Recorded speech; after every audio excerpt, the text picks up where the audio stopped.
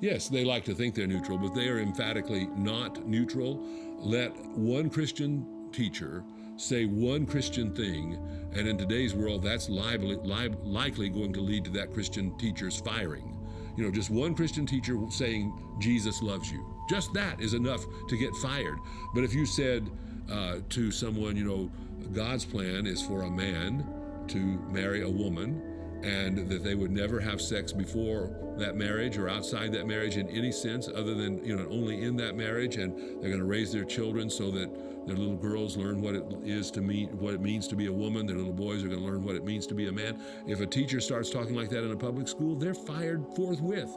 They're seen as hateful and anti-transgender and anti-LGBTQ and so forth. So there's no neutrality in the public schools. There never was.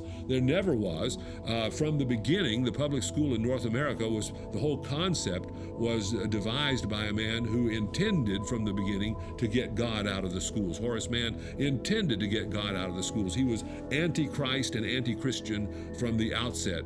And so we need to, and then of course John Dewey, the great Christian, or not Christian at all, the great anti-Christian philosopher of education, who was far more popular in his lifetime in Russia than he was in the United States, but his books and his influence are endless in Western education now, and right across both Russia and China because of their communist influence and so forth. But the point I'm trying to make is public education has never been neutral. It has always been anti-Christ, and Christians have failed to remember that in the end, on the judgment day, we're going to answer to God for how we taught our children, and we can't say, well, don't talk to me, talk to their first grade teacher, talk to their grade 12 teacher.